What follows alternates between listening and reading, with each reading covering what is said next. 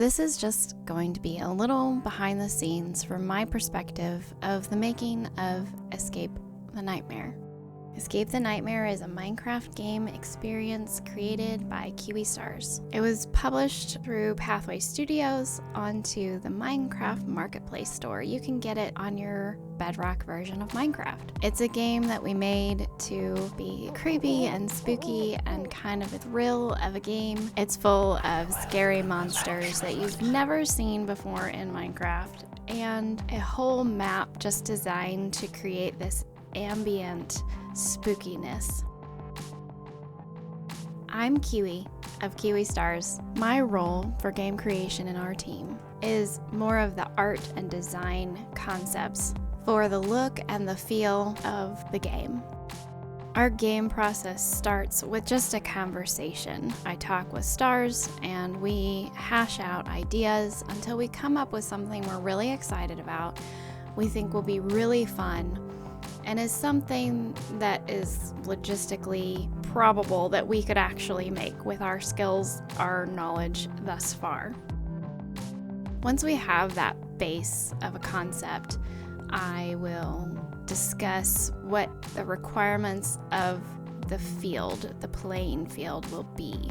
This usually involves me asking questions like, is there going to be a lobby? Is the field going to need to be big? Are there going to be an inside and outside, multiple rooms? Or how are the entities in the game going to interact with the player? And therefore, how is the mobility and, the traffic flow supposed to work? Sometimes this looks like us scratching out diagrams on paper with a pencil. Sometimes it's me on my iPad drawing out rough sketches. A lot of times it's also us just getting into a Minecraft world and laying out some blocks and visualizing dimensions of size and what's expected for the build. Beyond that, it's really important also to capture the theme of the build. For me, that's something that I get excited about, and if I can really hone in on some specifics of the look and the feel and the vibe, then I can just run with that theme. So for Escape the Nightmare, obviously it's a nightmare world, and we want the vibe to be spooky and eerie. We don't need bright, colorful things. We want to create this ambience of unknown.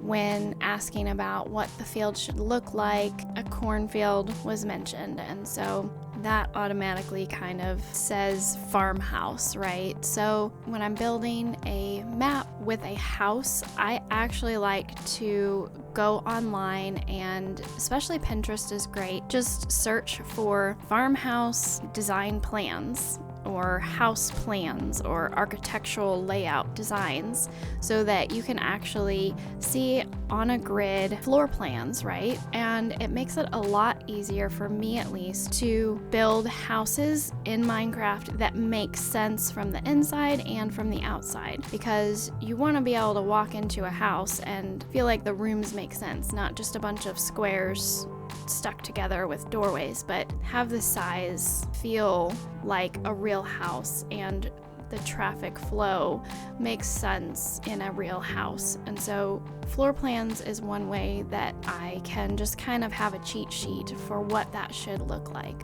But also, floor plans aren't Minecraft, and Minecraft isn't real life, and so there's some design elements that I take into consideration when we're talking about this game specifically. We have this monster that is chasing you, and it as an entity is larger than the player, and so we wanted it to be able to access the player in all rooms and floors of any structures in the playing field. With that knowledge, I knew that I needed to not have 1x2 doorways, because that is a player size, and this monster was going to be larger than that. So you'll notice that there's not actually any Minecraft doors in the game. There's just open doorways so that the player can get through easily and not feel cramped, but then also our monster can fit through and still come after the character and not be trapped outside, because we needed to have the player have to keep moving in the game so that, you know, you couldn't just hide out in the house or in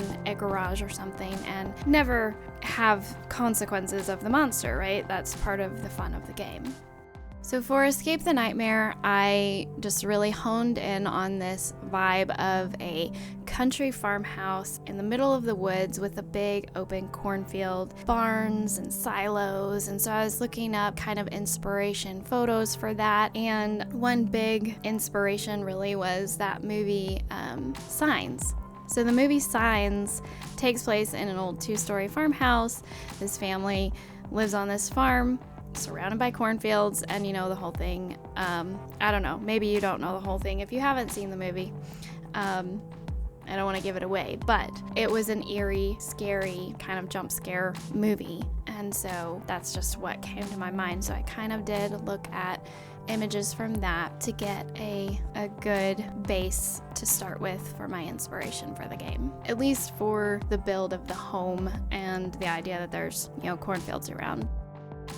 So once we have the layout figured out, a theme decided on, a direction to go, these kind of descriptor words of feeling and the look that we want to capture for the playing field, that's when we get in and just start building out shells. There's no detail, it's just like, this is going to be a house and there'll be a room here, but you know, nothing's decorated or fit out, and it's often not even the final look of the block that I'm going to be using. A lot of times I get in and just start building with white concrete just so that I can get the structure in place and we know where what will be. Also at this point, with just these shells, we just use Minecraft signs and place like labels on things, so the field is a mess with all of these labels and signs and just shells of things, but that's just the stage that it's at. The signs come down in the next phase during the detail processes. This makes it really helpful for Stars once he has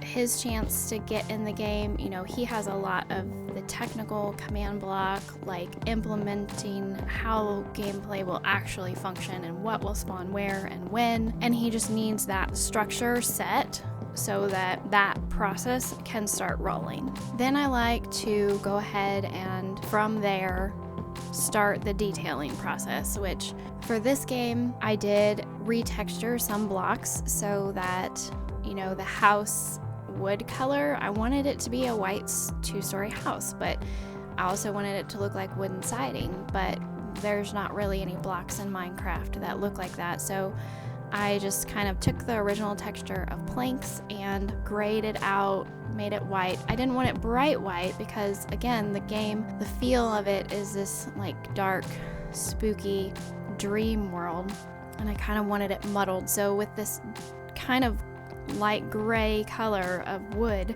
it gives it the idea that, oh yeah, it's a white 2-story house, even though it's not pure white. So I retextured another plank block to be the barnwood texture because I wanted that real darker gray weathered wood look for that, and but most of the blocks in the game are just pure vanilla Minecraft, and we didn't do a whole lot of retexturing. One thing we did alter was, I believe actually the cornfield is just bamboo, so we could make it as tall or short as we wanted. We just retextured bamboo to look like corn, and that's actually something I'm pretty proud of. I felt really intimidated about altering that and making it make sense in the way that it's represented in the game with the images as a cross hatched kind of a thing, but I'm really happy with how it turned out.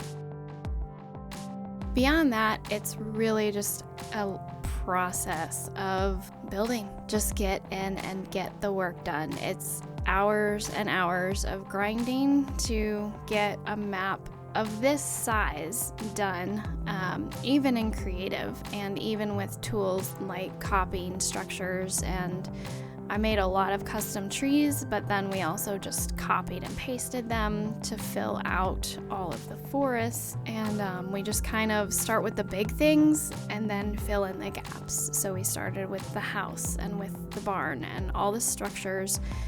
And then we started with smaller points of interest, like the little shed out back or the little campsite in the woods and the tractor in the field. And then the forest, we had to create a boundary. At some point, the player cannot just go into infinity, in Minecraft, because then there'd be no game. So we had to create a border, and we did that. Stars actually built out a wall template that was just trees in an end of a forest, and then he copied and pasted that all around the boundary.